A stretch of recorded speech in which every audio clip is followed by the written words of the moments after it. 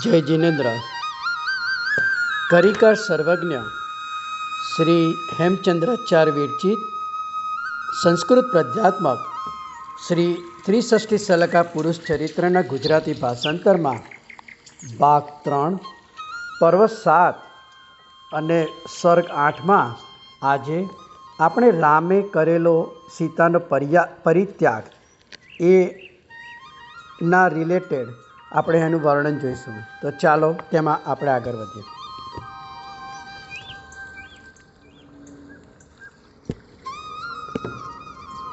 રાવણ મૃત્યુ પામ્યા પછી જ્ઞાતિના સ્નેહને વશ થયેલા વિભીષણે હવે ક્યાં નાસી જવું એવો ભયભ્રાંત થઈને વિચાર કરતા રાક્ષસોને આ પ્રમાણે આશ્વાસન આપ્યું કે, હે રાક્ષસ વીરો, આ રામ અને લક્ષ્મણ 8માં બલદેવ અને વાસુદેવ છે. તેઓ શરણ કરવાની યોગ્ય છે, માટે નિશંક થઈને તેમને શરણે જાઓ. વિભીષણના આવા વચનથી તેઓ રામ લક્ષ્મણને શરણે આવ્યા. એટલે પદ્મે અને નારાયણ એટલે કે રામ અને લક્ષ્મણે તેમના ઉપર પ્રસાદ કર્યો. વીર પુરુષો પ્રજા ઉપર સમદ્રષ્ટિવાળા હોય છે. હવે વિભીષણે મરણ પામેલા પોતાના બંધુ રાવણને જોઈ શોકના આવેશ વડે મરવાની ઈચ્છાથી પોતાની છરી ખેંચી. તે છરી વતી પોતાના ઉદરમાં ઘા કરત, પરંતુ હા ભ્રાત એમ ઊંચા કરુણ સ્વરે રુદન કરતા વિભીષણને રામે એકદમ પકડી લીધા. પછી મંદોદરી વગેરેની સાથે રાવણની સમીપે રુદન કરતા વિભીષણને રામ લક્ષ્મણ સમજાવવા લાગ્યા કે, હે વિભીષણ, તમારા આવા પરાક્રમી બંધુ રાવણને માટે કાંઈ પણ શોક કરવો યોગ્ય નથી, કે જેની સાથે સંગ્રામ કરવામાં દેવતાઓ પણ દૂરથી શંકા પામતા હતા. આવી વીર વૃત્તિથી મૃત્યુ પામેલો તમારો બંધુ ખરેખર કીર્તિનું પાત્ર થયો છે. માટે હવે તો તેનું ઉત્તર કાર્ય સારી રીતે કરો. રુદન કરવાથી સર્યું. આ પ્રમાણે કહીને મહાત્મા રામે બંધન પામેલા કુંભકર્ણ, ઇન્દ્રજીત અને મેઘવાન વગેરેને છોડી દીધા. પછી વિભીષણ, કુંભકર્ણ, ઇન્દ્રજીત, મેઘવાન અને મંદોદરીએ તેમજ બીજા સંબંધીઓ એકઠા મળી અશ્રુપાત કરતાં ઘોષિત ચંદ્રના કાશની ચિતા રચીને કપૂર તથા અગર મિશ્ર પ્રજ્વલિત અગ્નિથી રાવણના અંગને અગ્નિ સંસ્કાર કર્યો. રામે પદ્મ સરોવરે આવી સ્નાન કરીને જરા ઉષ્ણ એવા અશ્રુજળથી રાવણને જલાંજલિ આપી. પછી મધુર વાણીથી જાણે અમૃત રસ વરસાવતા હોય તેમ રામ અને લક્ષ્મણે કુંભકર્ણ વગેરેને આ પ્રમાણે કહ્યું કે, હે વીરો, પૂર્વની જેમ તમે તમારું રાજ્ય કરો. તમારી લક્ષ્મી અમારે જોઈતી નથી. તમારું કુશળ થાઓ. આ પ્રમાણે રામના કહેવાથી એક સાથે શોક અને વિસ્મયને ધારણ કરતા કુંભકર્ણાદિક ગદગદ સ્વરે બોલ્યા, હે મહાભુજ, અમારે ઘણા મોટા એવા પણ આ રાજ્યની કાંઈ જરૂર નથી. અમે તો મોક્ષ સામ્રાજ્યને સાધનારી દીક્ષા લઈશું.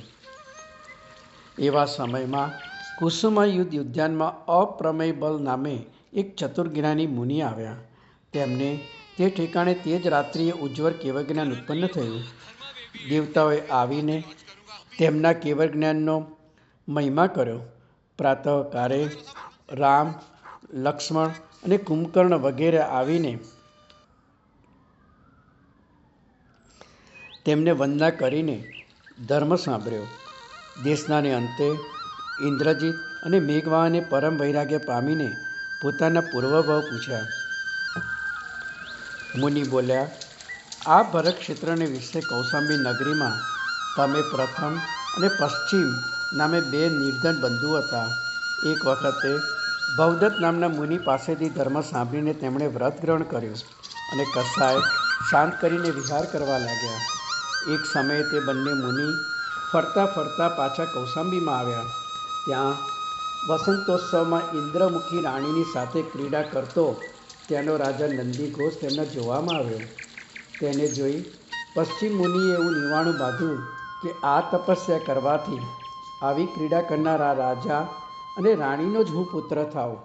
બીજા સાધુએ ઘણા વાર્યા તો પણ તે આવા નિયાણાથી નિવૃત્ત થયા નહીં. તેથી મરણ પામીને તે પશ્ચિમ મુનિ રતિવર્ધન નામે તેમના પુત્ર થયા. અનુક્રમે યૌવન વયને પ્રાપ્ત થયેલો અને રાજા થયેલો રતિવર્ધન પિતાની જેમ રમણીઓથી વીંટાઈને વિવિધ પ્રકારની કીડા કરવા લાગ્યો. પ્રથમ નામના મુનિ મૃત્યુ પામીને નિયાણા રહિત તપના યોગે 5મા કલ્પમાં પરમદ્વિગ દેવતા અવધિ જ્ઞાનથી પોતાના ભાઈ પશ્ચિમને કૌશાંબી નગરીમાં રાજા પણ ઉત્પન્ન થયેલો જાણી તેને બોધ કરવા માટે તે દેવ મુનિ રૂપે ત્યાં આવ્યા. રતિવર્ધન રાજાએ તેને આસન આપ્યું એટલે તેની ઉપર બેસીને ભાતૃસૌહૃદ એટલે કે બંધુપણાના સ્નેહને લીધે તેનો અને પોતાનો પૂર્વભાવ કહી સંભળાવ્યો. તે સાંભળી જાતિ સ્મરણ ઉત્પન્ન થતાં રતિવર્ધને સંસારથી વિરક્ત થઈને તત્કાળ દીક્ષા લીધી અને ત્યાંથી મૃત્યુ પામીને તે પણ બ્રહ્મલોકમાં દેવતા થયો. ત્યાંથી છવીને તમે બંને ભાઈ મહાવિદ્ય ક્ષેત્રમાં વિભૂતનગરને વિશે રાજા રૂપે ભાઈ થયા અને દીક્ષા લઈ મૃત્યુ પામીને અચ્યુત દેવલોકમાં ગયા. ત્યાંથી છવીને આ પ્રતિવાસુદેવ રાવણના ઇન્દ્રજીત અને મેઘવાન નામે તમે 2 પુત્ર થયા છો. રતિવર્ધનની માતા જે ઇન્દ્રમુખી હતી તે ભવભ્રમણ કરીને તમારા બંનેની માતા મંદોદરી થયેલી છે. આ પ્રમાણે પૂર્વનો ભવનો વૃત્તાંત સાંભળીને કુંભકર્ણ, ઇન્દ્રજીત, મેઘવાહન અને મંદોદરી વગેરે તત્કાળ વ્રત ગ્રહણ કર્યું. પછી રામે મુનિને નમસ્કાર કરી લક્ષ્મણ તથા સુગ્રીવની સાથે ઇન્દ્રની જેમ મોટી સમૃદ્ધિથી લંકામાં પ્રવેશ કર્યો. તે વખતે વિભીષણ ચડીદાની જેમ નમ્ર થઈ આગળ ચાલી રામને માર્ગ બતાવતો હતો અને વિદ્યાધરોની સ્ત્રીઓ રામને મંગળ કરતી હતી. અનુક્રમે પુષ્પગિરિના મસ્તક ઉપર આવેલા ઉદ્યાનમાં જતા જેવા હનુમાને કહ્યા હતા તેવા જ સીતા રામના જોવામાં આવ્યા. પોતાના આત્માને તે વખતે જીવતો માનનારા રામે જાણે બીજું જીવિત હોય તેમ તે સીતાને લઈને પોતાના ઉત્સંગમાં ધારણ કર્યા. તે વખતે હર્ષ પામેલા સિદ્ધ અને ગંધર્વોએ આ મહાસતી સીતા જય પામો એવો આકાશમાં હર્ષનાદ કર્યો. ઘાટા હર્ષના અશ્રુ જળથી જાણે તેમના ચરણને ધોતા હોય તેમ સીતા દેવીને લક્ષ્મણે હર્ષથી નમસ્કાર કર્યા. મારી આશીષથી ચિરકાર જીવો, ચિરકાર આનંદ પામો અને ચિરકાર વિજય મેળવો એમ બોલતા સીતાએ લક્ષ્મણના મસ્તકનું આઘ્રાણ કર્યું. પછી ભામંડલે સીતાને નમસ્કાર કર્યા એટલે સીતાએ હર્ષથી મુનિ વાક્યના જેવી આશીષ આપીને તેને આનંદ પ્રમાણ્યો. પછી સુગ્રીવ, વિભીષણ, હનુમાન, અંગદ અને બીજાઓએ આવીને પોતપોતાનું નામ કહેવા સાથે સીતાને પ્રણામ કર્યા. રામ વડે વિકાસ પામેલા સીતા ઘણે કારે પૂર્ણચંદ્ર વડે વિકાસ પામેલી પર્ણીની જેમ શોભવા લાગ્યા.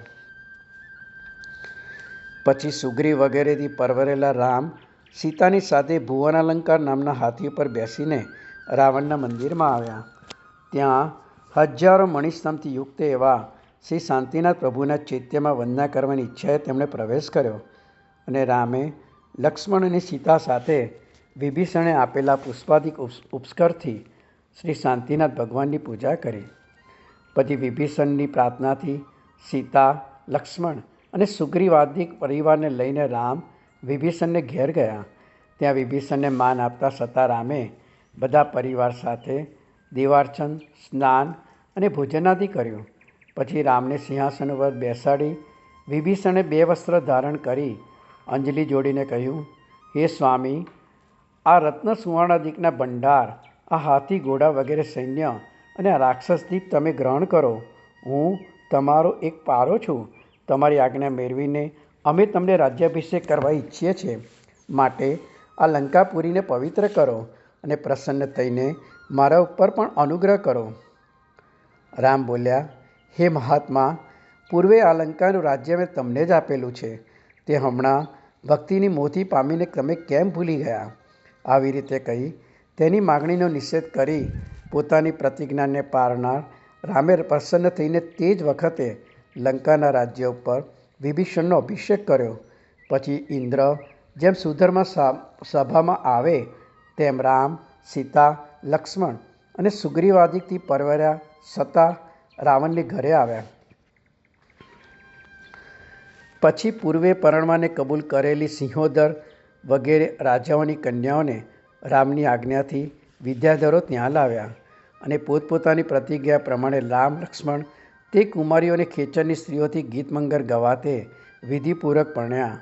સુગ્રીવાદિક સેવાતા રામ લક્ષ્મણે નિર્વિઘ્ને ભોગ ભોગવતા લંકા નગરીમાં 6 વર્ષ નિર્ગમન કર્યા.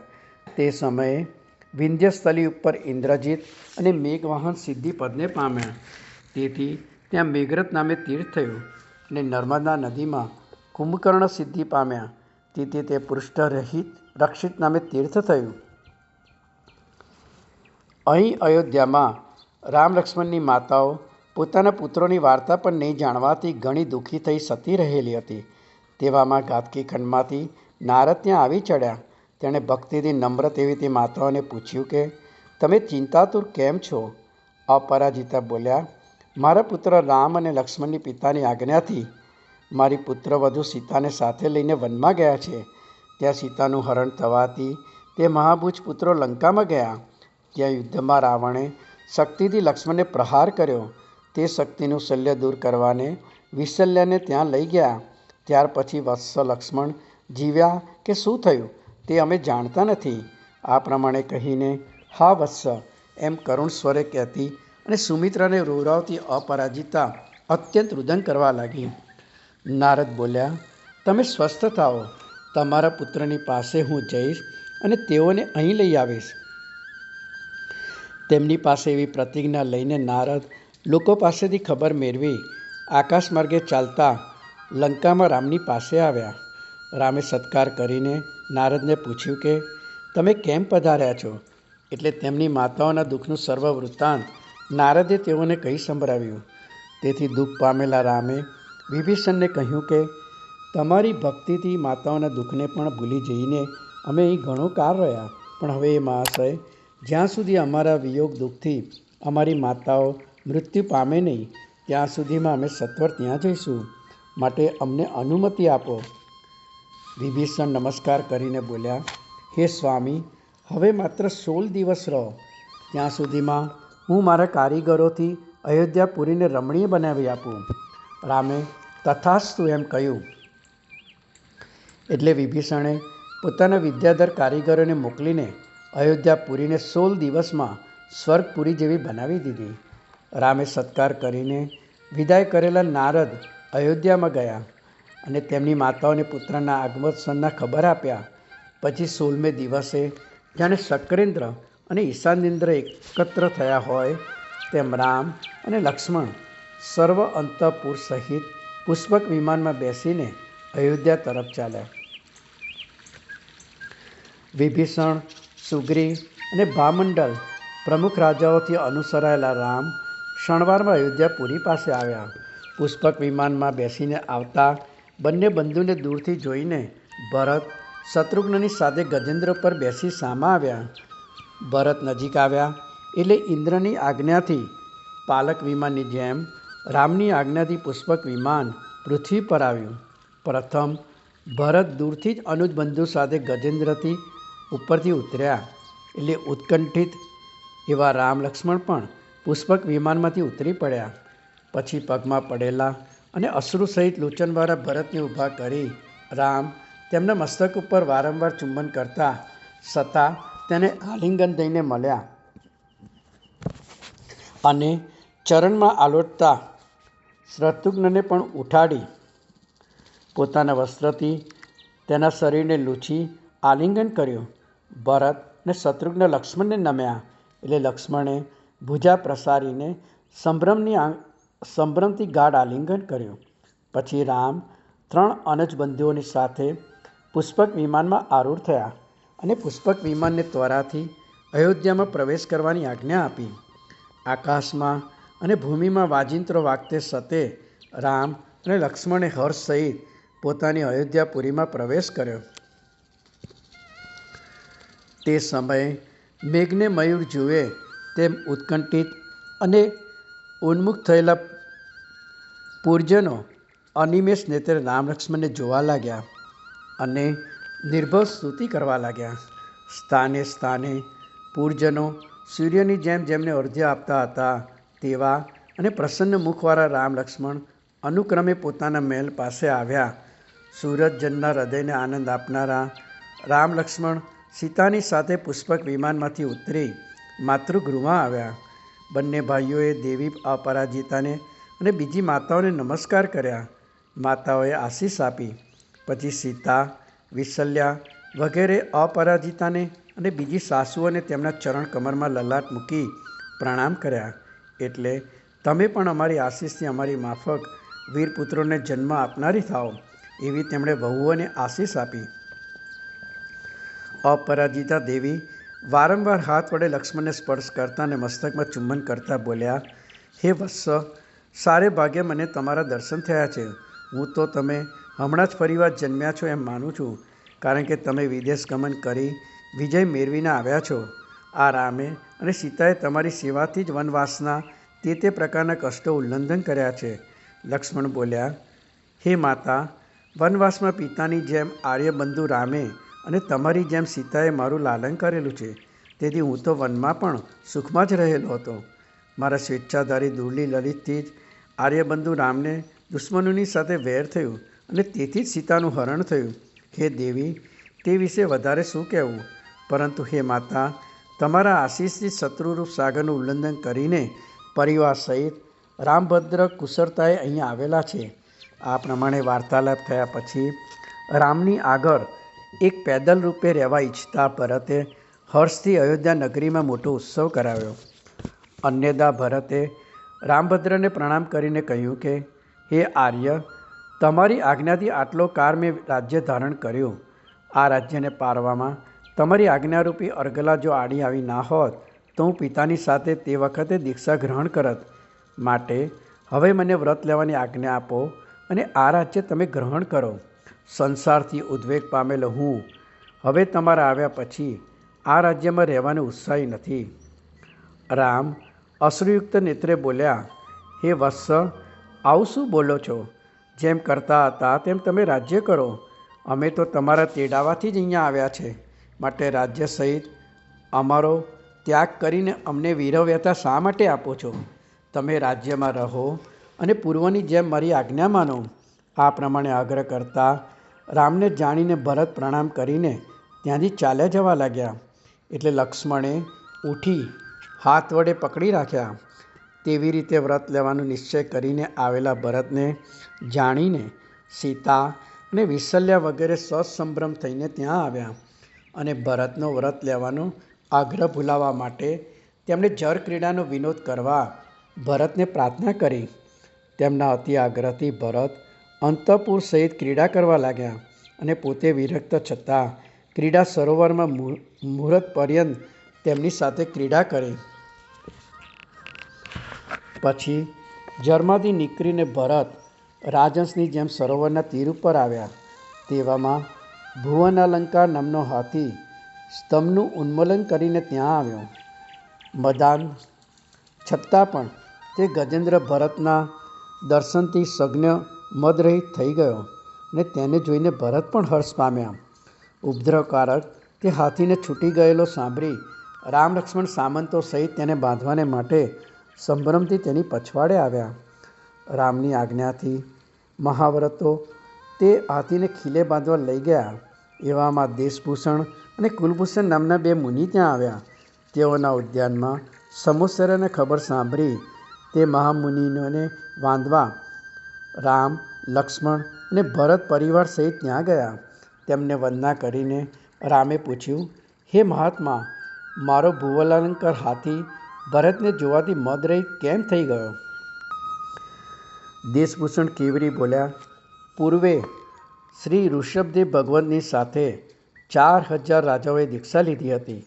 પછી જ્યારે પ્રભુ નિરાહારપણે મૌન કરીને વિહાર કરવા લાગ્યા ત્યારે તે સર્વે ખેદ પામીને વનવાસી તાપસો થયા હતા.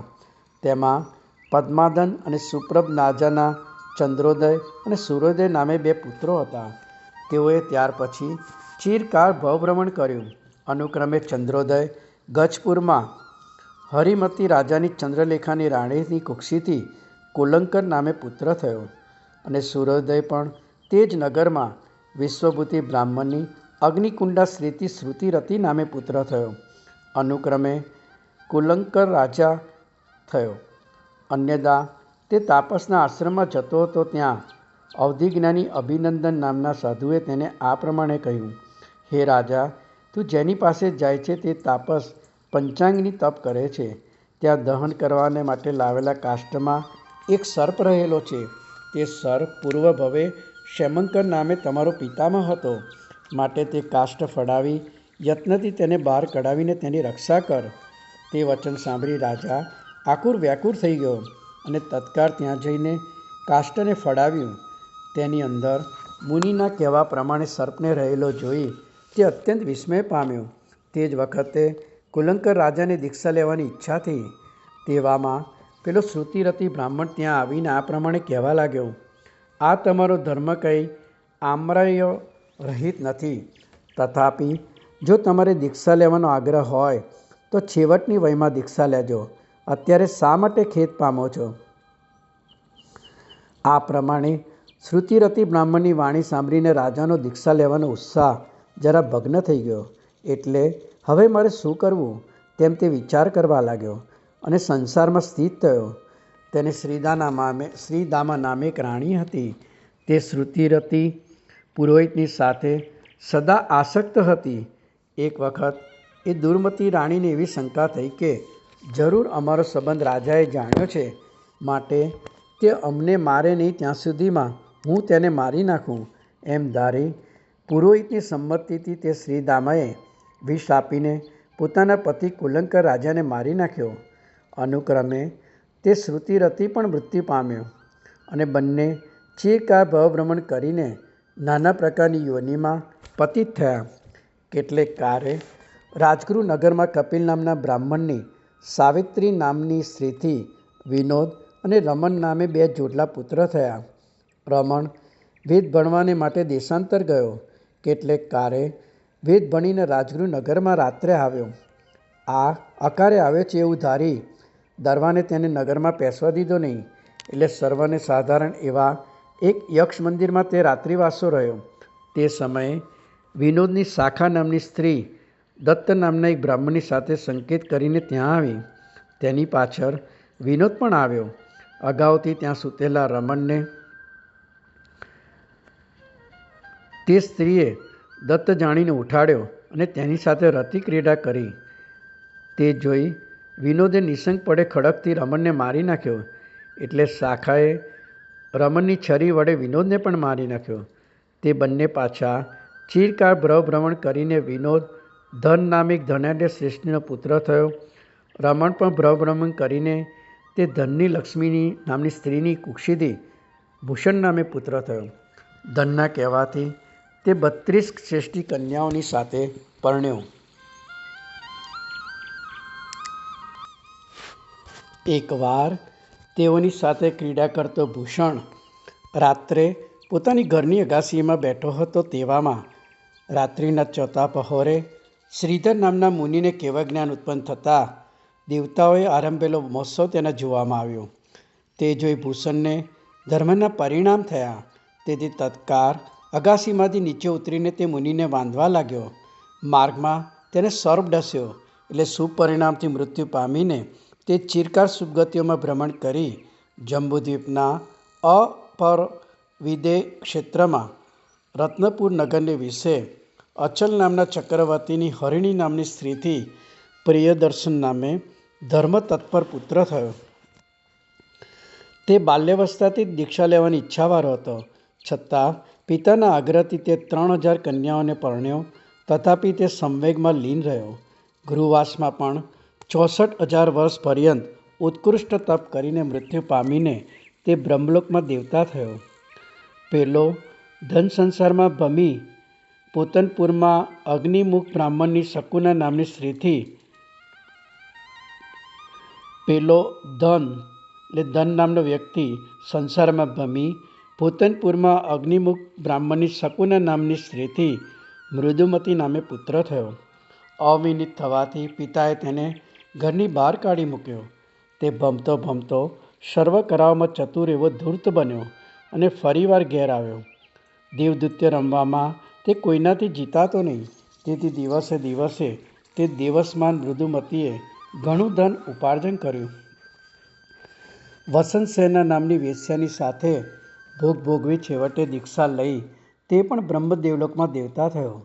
ત્યાંથી ચેવી પૂર્વભવના કપટ દોષથી તે વૈતરણગીરી ઉપર ભુવન અલંકાર નામે આ હાથી થયો છે અને પ્રિયદર્શનનો જીવ બ્રહ્મદેવલોકમાંથી ચવીને આ તમારા મહાભુજ ભરત થયેલ છે. ભરતના દર્શનથી તેને જાતિસ્મરણ ઉત્પન્ન થતાં તે ગજેન્દ્ર સજ્ઞ મદરહિત થઈ ગયો, કેમ કે વિવેક ઉત્પન્ન થયા પછી રૌદ્રપણું રહેતું નથી. આ પ્રમાણે પોતાની પૂર્વભવ સાંભળી ભરતે અધિક વિરક્ત થઈ 1000 રાજાઓની સાથે દીક્ષા લીધી અને અનુક્રમે મોક્ષે ગયા. 1000 રાજાઓ પણ ચિરકા વ્રત પારી વિવિધ પ્રકારની લબ્ધિઓ મેળવીને તેના સદક્ષ મોક્ષને પ્રાપ્ત થયા. ભુવનાલંકાર હાથી વૈરાગ્યથી વિવિધ પ્રકારના તપ કરી પ્રાંતે અંસર અંગીકાર કરી મૃત્યુ પામીને બ્રહ્મદેવલોકમાં દેવતા થયો. ભરતની માતા કૈકેયી પણ વ્રત લઈ નિષ્કલંકપણે પારીને અવ્યય પદને પામી. ભરતે જ્યારે દીક્ષા લીધી ત્યારે અનેક રાજાઓએ, પ્રજાએ અને ખેચરોએ ભક્તિથી રાજ્યાભિષેકને માટે રામની પ્રાર્થના કરી. રામે તેમને આજ્ઞા કરી કે આ લક્ષ્મણ વાસુદેવ છે, માટે તેનો રાજ્યાભિષેક કરો. તેઓએ તત્કાળ તેમ કર્યું અને રામને પણ બલદેવપણાનો અભિષેક કર્યો. પછી તે 8મા બલદેવ અને વાસુદેવ 3 ખંડ ભરતના રાજ્યનું પાલન કરવા લાગ્યા. રામે વિભીષણને ક્રમાગત રાક્ષસદ્વીપ, સુગ્રીવને કપિદ્વીપ, હનુમાનને શ્રીપુર, વિરાટને પાતાળ લંકા, નીલને વૃક્ષપુર, પ્રતિસૂર્યને હનુપુર, રત્નજટીને દેવોપગીત નગર અને ભામંડલને વૈતરણગીરી ઉપરનું રત્નપુર નગર આપ્યું. બીજાઓને પણ જુદા જુદા દેશ આપીને રામે શત્રુઘ્નને કહ્યું કે હે વત્સ, જે દેશ તને રૂચે તે સ્વીકાર. શત્રુઘ્ને માગણી કરી કે આર્ય, મને મથુરા નગરી આપો. રામ બોલ્યા, વત્સ, તે મથુરાપુરી દુઃસાધ્ય છે, કારણ કે ત્યાં મધુ નામે રાજા રાજ્ય કરે છે. તેને પૂર્વે ચમ્રેન્દ્રે એક ત્રિશૂળ આપ્યું છે. તે દૂરથી જ શત્રુઓના સર્વ સૈન્યને હણીને પાછું તેના હાથમાં આવે છે. શત્રુઘ્ન બોલ્યા, હે દેવ, તમે રાક્ષસકુળનો નાશ કરનારા છો અને હું તમારો ભાઈ છું, તો મારી સાથે યુદ્ધ કરતા તે મધુનું સંરક્ષણ કરનાર કોણ છે? માટે મને મથુરા આપો. હું મારી જાતે ઉત્તમ વૈદ્ય જેમ વ્યાધિનો ઉપાય કરે તેમ તે મધુરાજાનો ઉપાય કરીશ. શત્રુઘ્નનો આવો અતિ આગ્રહ જાણી રામે કહ્યું, ભાઈ, જ્યારે તે ત્રિશૂળ રહિત હોય પ્રમાદમાં પડ્યો હોય ત્યારે તેની સાથે તારે યુદ્ધ કરવું. આવી સૂચના કરીને રામે તેને અક્ષય બાણવાળા 2 ભાથા આપ્યા અને કૃતાત્મંદન નામના સેનાપતિને સાથે જવાની આજ્ઞા આપી. પરમ વિજયની આશા રાખનારા લક્ષ્મણે અગ્નિમુખ બાણો અને પોતાનું અર્ણવાવત ધનુષ્ય આપ્યું. પછી શત્રુઘ્ન નિરંતર પ્રયાણ કરતા મથુરા તરફ ચાલ્યા. કેટલેક દિવસે મથુરા નગરી પાસે આવીને નદીને કાંઠે આવાસ કર્યો. ત્યાં રહીને પ્રથમ ગુપ્તપણે ગુપ્તચરોને મોકલ્યા. તેઓએ પાછા આવી શત્રુઘ્નને કહ્યું કે મથુરાની પૂર્વ દિશામાં એક કુબેરોદ્યાન છે. ત્યાં અત્યારે મધુરાજા ગયેલ છે અને ત્યાં પોતાની જયંતી રાણીની સાથે ક્રીડા કરે છે. તેનું ત્રિશૂળ હાલ શસ્ત્રાગારમાં છે, તેથી આ સમય યુદ્ધ કરવાનો છે. પછી છર જાણનાર શત્રુઘ્ને રાત્રે મથુરામાં પ્રવેશ કર્યો અને ઉદ્યાનમાંથી પાછા વળીને નગરમાં પ્રવેશ કરવા આવતા મધુરાજાને પોતાના લશ્કર વડે માર્ગમાં રૂંધ્યો.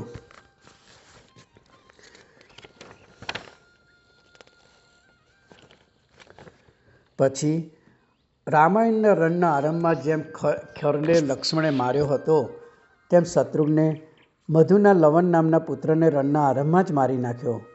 મહારથીઓમાં શ્રેષ્ઠ તેવો મધુ પુત્રના વધથી ક્રોધ પામીને ધનુષ્યનું આસ્ફાલન કરતો શત્રુઘ્નની સાથે યુદ્ધ કરવા દોડ્યો. પરસ્પરના અસ્ત્રોને અસ્ત્રોથી છેદતા તે બંને દેવ અને દૈત્યની જેમ ઘણી વાર સુધી શસ્ત્રાશસ્ત્રી યુદ્ધ કર્યું. પછી દશરથના ચોથા પુત્ર શત્રુઘ્ને લક્ષ્મણે આપેલા સમુદ્રાવર્ત ધનુષ્યનું અને અગ્નિમુખ બાણોનું સ્મરણ કર્યું. સ્મરણ માત્રથી જ તે ધનુષ્ય અને બાણ પ્રાપ્ત થયા. એટલે તે ધનુષ્ય ચડાવીને અગ્નિમુખ બાણ વડે શિકારી જેમ સિંહને મારે તેમ વીર શત્રુઘ્ને મધુને પ્રહાર કરવા માંડ્યો. તે બાણના ઘાતથી વિધુર થયેલો મધુ ચિંતવા લાગ્યો કે આ વખતે ત્રિશૂળ મારા હાથમાં આવ્યું નહીં અને મેં શત્રુઘ્નને માર્યો નહીં.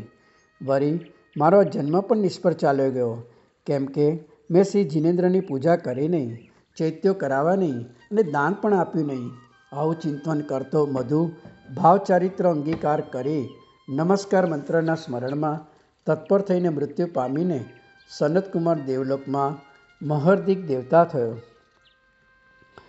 તે સમયે મધુના શરીર ઉપર તેના વિમાનવાસી દેવોએ પુષ્પવૃષ્ટિ કરી અને મધુદેવ જય પામો એવી આઘોષણા કરી.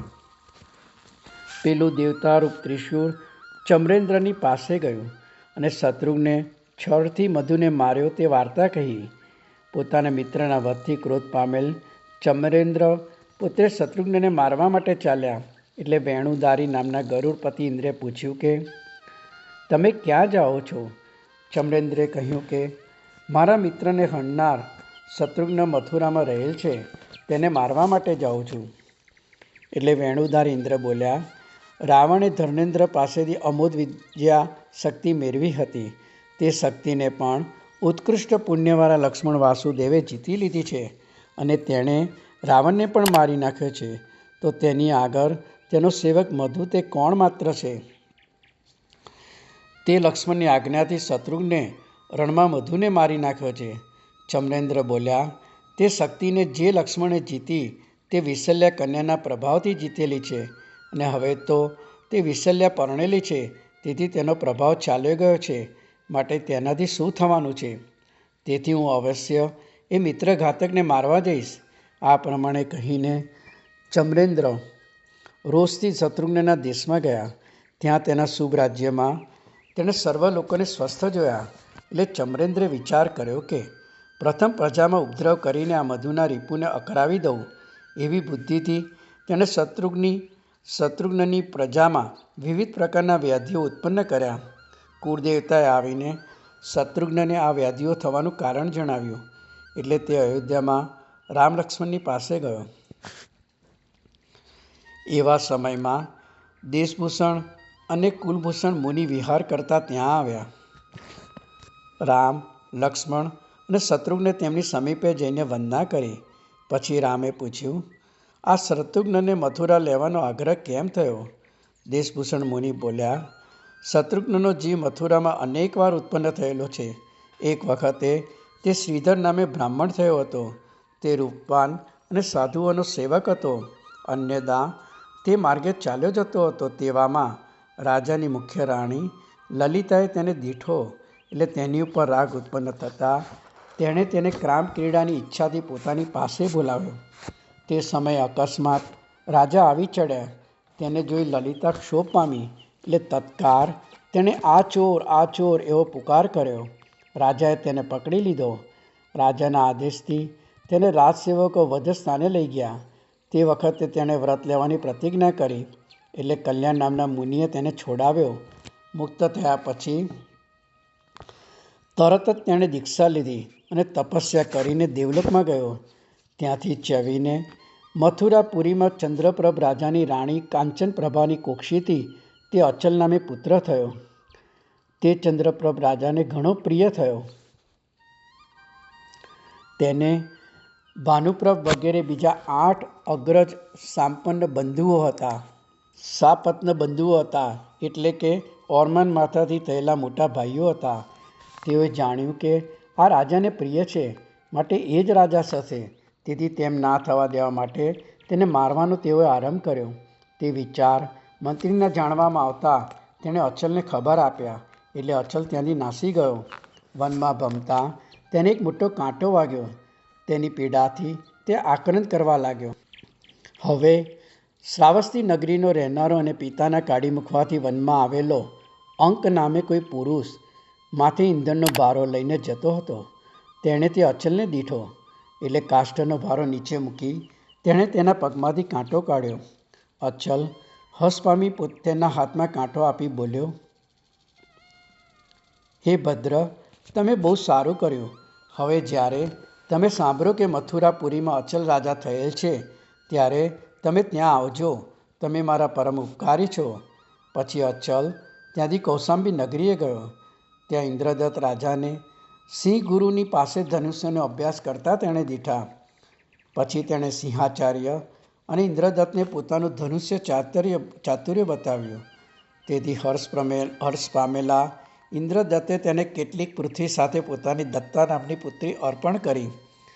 પછી સૈન્યનું બળ પ્રાપ્ત થતાં તે અચલે અંગ વગેરે કેટલાક દેશો સાધી લીધા. એક વખતે તે સૈન્ય લઈને મથુરાપુરીમાં આવ્યો, જ્યાં પોતાના સાપત્ન બંધુઓની સાથે તેણે યુદ્ધ કર્યું અને છેવટે ભાનુપ્રભ વગેરે 8 બંધુઓને પકડીને બાંધી લીધા. તેમને છોડાવવા માટે ચંદ્રપ્રભ રાજાએ મંત્રીઓને મોકલ્યા. એટલે અચલે મંત્રીઓની આગળ પોતાનો બધો વૃત્તાંત કહ્યો. મંત્રીઓ સત્વર જઈને તે ચંદ્રપ્રભ રાજાને કહ્યો. તે સાંભળી હર્ષ પામેલા ચંદ્રપ્રભે મહોત્સવપૂર્વક અચલને નગરીમાં પ્રવેશ કરાવ્યો.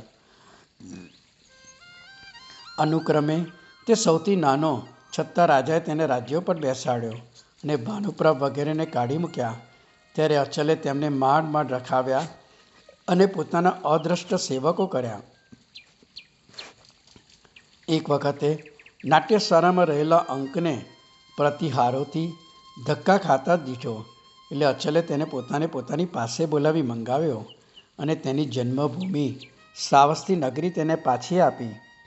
અદ્વૈત મૈત્રીવાળા તે બંને સાથે રહીને રાજ્ય કરવા લાગ્યા. છેવટે તેમણે સમુદ્રાચાર્યની પાસે દીક્ષા લીધી અને કારયોગે મૃત્યુ પામીને બંને બ્રહ્મદેવલોકમાં દેવતા થયા. ત્યાંથી ચવીને, હે રામ, અચલનો જીવ આ તમારો અનુજ બંધુ શત્રુઘ્ન થયેલો છે. પૂર્વજન્મના મોહથી તેને મથુરા ઉપર આગ્રહ રહેલો છે અને અંકનો જીવ ત્યાંથી ચવીને કૃતાંતવંદન નામે આ તમારો સેનાપતિ થયો છે. આ પ્રમાણે કહીને મુનિએ ત્યાંથી વિહાર કર્યો અને રામચંદ્ર વગેરે અયોધ્યામાં આવ્યા.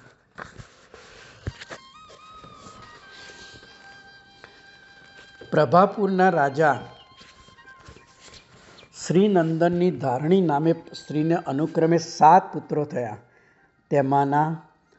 તેમના સુનંદ, શ્રીનંદ, શ્રીતિલક, સર્વસુંદર, જયંત, ચામર અને જયમિત્ર એવા નામ પાડ્યા.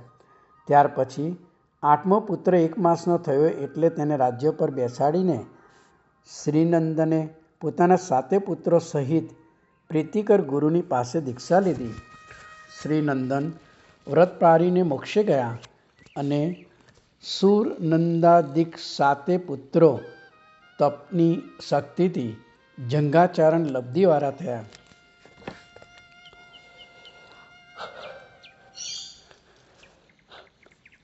તે મહર્ષિઓ એક વખતે વિહાર કરતાં કરતાં મથુરાપુરીમાં આવ્યા. તે વખતે વર્ષાઋતુ આવવાથી તેઓ એક પર્વત ઉપરના ગૃહમાં ચાતુર્માસ રહ્યા. ત્યાં તે મુનિઓ છઠ્ઠ, અઠમ વગેરે અનેક પ્રકારની તપસ્યા કરવા લાગ્યા. ત્યાંથી ઉડી દૂર દેશમાં જઈને પારણું કરવા લાગ્યા અને પાછા મથુરા પાસેથી ગિરિની ગુફામાં આવીને રહેવા લાગ્યા. તેઓના પ્રભાવથી ચમરેન્દ્રે ઉત્પન્ન કરેલો બધો વ્યાધિ સર્વભૂમિમાંથી નાશ પામી ગયો. અન્યદા વસંત ઋતુ આવી એટલે રામે સીતા પાસે આવીને કહ્યું કે, હે ભદ્રે, તમે ગર્ભથી ખેદિત છો, તેથી તમને વિનોદ કરાવવાની ઈચ્છતી હોય ત્યાં આ વસંત લક્ષ્મી આવેલી છે. બકુલ વગેરે વૃક્ષો સ્ત્રીઓના દોહદથી જ વિકાસ પામે છે. માટે ચાલો આપણે મહેન્દ્રોદય ઉદ્યાનમાં ક્રીડા કરવા જઈએ. સીતા બોલ્યા, સ્વામી, મને દેવાર્ચન કરવાનો દોહદ થયો છે. તે ઉદ્યાનના વિવિધ પ્રકારના સુગંધોથી પુષ્પોથી પૂર્ણ કરો. રામે તત્કાળ અતિશ્રેષ્ઠ પ્રકારે દેવાર્ચન કરાવ્યું. પછી પરિવાર સહિત સીતાને લઈને રામ મહેન્દ્રોદય ઉદ્યાનમાં ગયા. ત્યાં રામે સુખે બેસીને તેમાં અનેક નગરજનો વિચિત્ર ક્રીડા કરે છે અને જે અરહંતી પૂજાથી વ્યાપ્ત છે તેવા વસંતોત્સવને જોયો. તે સમયે સીતાનું જમણું નેત્ર ફરક્યું. એટલે સીતાએ શંકાથી તે રામને જણાવ્યું. આ ચિહ્ન સારું નથી એવું રામે કહ્યું. તેથી સીતા બોલ્યા, શું મારા રાક્ષસ દ્વીપના નિવાસથી હજુ દેવને સંતોષ થયો નથી? શું હજુ નિર્દય દેવ મને તમારા વિયોગના દુઃખથી પણ અધિક દુઃખ આપશે? અન્યથા આવું માઠું નિમિત્ત શા માટે થાય? રામ બોલ્યા, હે દેવી, ખેદ ના પામો. કર્મને આધીન એવા સુખ અને દુઃખ સર્વ પ્રાણીને અવશ્ય ભોગવવા જ પડે છે. માટે તમે આપણા મંદિરમાં ચાલો, દેવતાનું અર્ચન કરો અને સત્પાત્રને દાન આપો, કેમ કે આપત્તિમાં એક ધર્મનું શરણ છે. પછી સીતા ઘરે જઈને મોટા સંચયપૂર્વક અરહંતની પૂજા કરવા લાગ્યા અને સત્પાત્રમાં ઉજ્જવળ દાન આપવા લાગ્યા. તે સમયે નગરીનું યથાર્થ જાણીને કહેવા માટે ખાસ નિમેલા રાજધાનીના મોટા અધિકારીઓ રામની પાસે આવ્યા. તેઓ રામની આગળ આવી વૃક્ષના પંત્રની જેમ કંપવા લાગ્યા. તેઓ રામને કંઈ પણ જણાવી શક્યા નહીં, કેમ કે રાજતેજ મહાદુસ્સહ છે. તેઓને રામે કહ્યું, હે નગરીના મહાન અધિકારીઓ, તમારે જે કહેવાનું હોય તે કહો. એકાંત હિતવાદી એવા તમને અભય છે. રામના અભય વચનથી જરા અવષ્ટપમ પામીને વિજય નામનો અધિકારી, જે તેઓમાં મુખ્ય હતો, તે સર્વ પ્રકારની સાવધાનીથી આ પ્રમાણે બોલ્યો, હે સ્વામીન, તમને એક વાત અવશ્ય જણાવવાની છે. જો હું ના જણાવું તો મેં સ્વામીને ઠગ્યા કહેવાય, પણ જે જણાવવાનું છે તે ઘણું દુષ્સવ છે. હે દેવ, દેવી સીતા ઉપર એક અપવાદ આવ્યો છે. તે દુર્ઘટ છતાં લોકોને ઘટાવે છે, અને જે યુક્તિથી ઘટતું હોય તે દુર્ઘટ છતાં વિદ્વાને તેના ઉપર શ્રદ્ધા કરવી, તેવું નીતિનું વચન છે. લોકો કહે છે કે રતિક્રીડા કરવાની ઈચ્છાવાળા રાવણે સીતાનું હરણ કરીને તેને પોતાના ઘરમાં એકલા રાખ્યા. સીતા તેના ઘરમાં લાંબો કાળ સુધી રહ્યા. સીતા રક્ત હોય કે વિરક્ત હોય, પણ સ્ત્રીમાં લોલુપ તેવો રાવણ તેને સમજાવીને કે બળાત્કારે પણ ભોગથી દૂષિત કર્યા વગર રહે નહીં. આ પ્રમાણે લોકો અપવાદ બોલે છે, તે પ્રમાણે અમે આપને કહીએ છીએ. માટે હે રામ, તેવો યુક્તિવાળો અપવાદ તમે સહન કરશો નહીં. હે દેવ, તમે જન્મથી જ પોતાના કુળના જેવી નિર્મળ કીર્તિ મેળવી છે, તો આવા અપવાદને સહન કરવા વડે તમારા યશને મલિન કરશો નહીં. સીતા કલંકના અતિથિ થયા એવો નિશ્ચય કરીને રામ દુઃખથી મૌન ધરી રહ્યા. પ્રાયઃ પ્રેમ છોડવો તે ઘણો અશક્ય છે. પછી રામે ધૈર્ય પકડીને તેમને કહ્યું કે હે મહાપુરુષો, તમે મને ઠીક જણાવ્યું. રાજભક્ત પુરુષો કોઈ બાબતમાં ઉપેક્ષા કરતા જ નથી. હું માત્ર સ્ત્રીને માટે આવો અપયશ સહન કરી શકીશ નહીં. આવી પ્રતિજ્ઞા કરીને રામે તે અધિકારીઓને વિદાય કર્યા. પછી રાત્રે રામ છાની રીતે ઘરની બહાર નીકળ્યા. તે વખતે સ્થાને સ્થાને આ પ્રમાણે લોકોના મુખથી તે અપવાદ સાંભળવા લાગ્યા કે રાવણ સીતાને લઈ ગયો. સીતા ચિરકાળ તેના ઘરમાં રહ્યા, તથાપિ રામ તેને પાછી લાવ્યા ને હજુ તેને સતી માને છે. એ રાગી રાવણ તેને લઈ ગયો હતો, છતાં તેણે તેનો ઉપભોગ કર્યો ના હોય તે કેમ બને? રામે એટલું પણ વિચાર્યું નહીં, પણ રાગી માણસને દોષને જોતા જ નથી. આ પ્રમાણે સીતાનો અપવાદ સાંભળીને રામ ઘેર ગયા. ફરીથી પાછી તે સંબંધી વાત સાંભળી લાવવા બાતમીદારોને આજ્ઞા કરી. રામ વિચારવા લાગ્યા કે જેને માટે મેં રાક્ષસ કુળનો ભયંકર રીતે નાશ કર્યો, તે સીતાને માથે આ કેવું કલંક આવ્યું. હું જાણું છું કે સીતા મહાસતી છે, રાવણ સ્ત્રી લોલુપ છે, અને મારું કુળ નિષ્કલંક છે. હવે મારે શું કરવું? પેલા બાતમીદારો સીતાનો અપવાદ સાંભળીને આવીને લક્ષ્મણ, સુગ્રીવ અને વિભીષણ સહિત બેઠેલા રામની પાસે સ્ફુટ રીતે કહેવા લાગ્યા. તે સાંભળી લક્ષ્મણે ક્રોધથી કહ્યું કે જેઓ ખોટા કારણોથી દોષને કલ્પીને સતી સીતાની નિંદા કરે છે, તેમનો હું કાળરૂપ છું. રામ બોલ્યા, ભાઈ, પ્રથમ આપણે નિમેલા ગામના મહત્તર પુરુષોએ આવીને અપવાદ મને કહ્યો હતો. મારી જાતે પણ મેં સાંભળ્યો છે, અને હમણાં આ બાતમીદારો પણ કહે છે. આ લોકો મારા કહેવાથી જ પ્રત્યક્ષ સાંભળીને આવ્યા છે. લોકો સીતાના સ્વીકારની જેમ જ જો તેનો ત્યાગ કરીશું તો પછી આપણો અપવાદ બોલશે નહીં. લક્ષ્મણ બોલ્યા, આર્ય, લોકોના કહેવા ઉપરથી સીતાનો ત્યાગ કરશો નહીં, કેમ કે લોકો તો જેમ તેમ બોલે, કંઈ તેમના મુખ બંધાતા નથી. લોકો સારા રાજ્યથી સ્વસ્થ હોય તો પણ રાજાના દોષ કહ્યા કરે છે. તેથી રાજાએ તેમને શિક્ષા કરવી નહીં તો ઉપેક્ષા કરવી.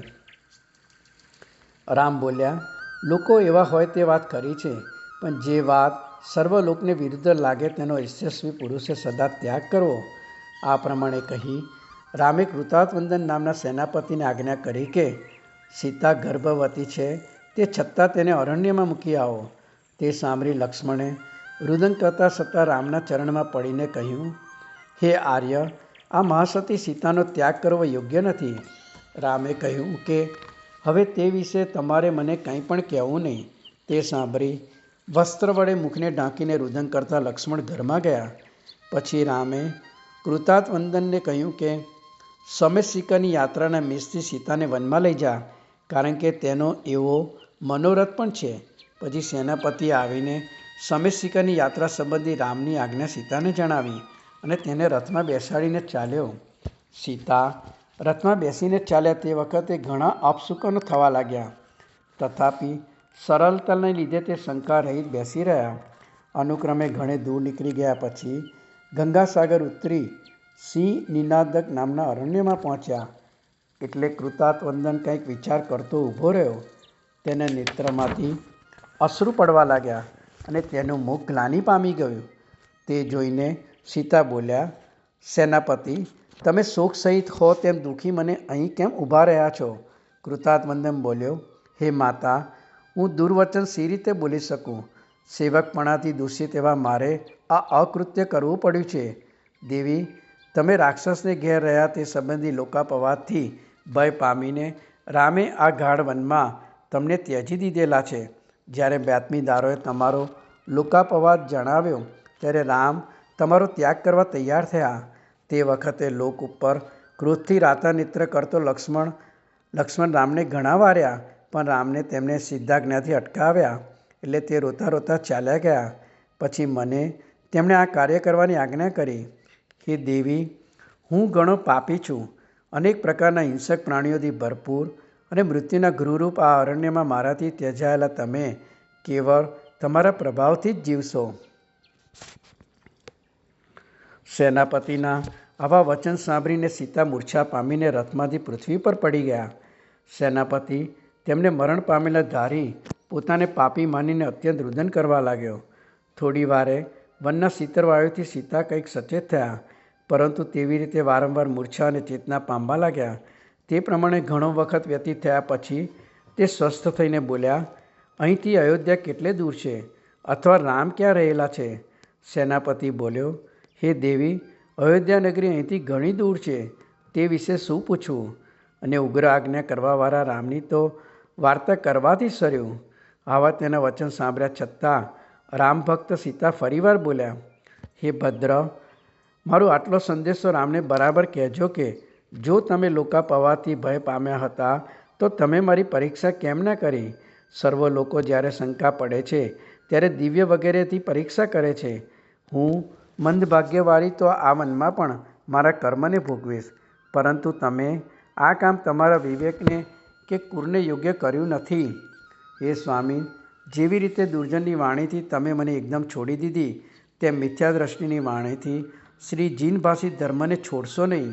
આ પ્રમાણે કહીને સીતા મૂર્છાકાઈ ભૂમિ પર પડ્યા. ફરીવાર સાવધાન થઈને બોલ્યા કે અરે, મારા વિના રામ કેમ જીવશે? હા, ઇતિ ખેદે, હું મરી ગઈ. હે વત્સ, રામને કલ્યાણ અને લક્ષ્મણને આશીષ કહેજે. માર્ગમાં તને નિરુપદ્રવણું થાવ. હવે તું રામની પાસે સત્વર જા. પછી મહાવિપરીત વૃત્તિવાળા છતાં સતીઓમાં મુખ્ય એવા આ સીતા હજુ તેના ઉપર આવી મહાભક્તિ રાખે છે. આવો વિચાર કરતો કૃતાંતવંદન સેનાપતિ સીતાને પ્રણામ કરીને અને તેને ત્યાં મૂકીને માંડ ત્યાંથી પાછો પડ્યો. તો પર્વ નંબર 7 ને સર્ગ નંબર 8માં રામે કરેલો સીતાનો જે પરિત્યાગનું જે વર્ણન છે તે વર્ણન અહીંયા સમાપ્ત થાય છે. આ ત્રિષષ્ઠી સલાહકાર પુરુષની જીવનચરિત્રમાં જોડાવા બદલ આપનો ખૂબ ખૂબ આભાર. આપણે ફરી મળીશું. જય જિનેન્દ્ર.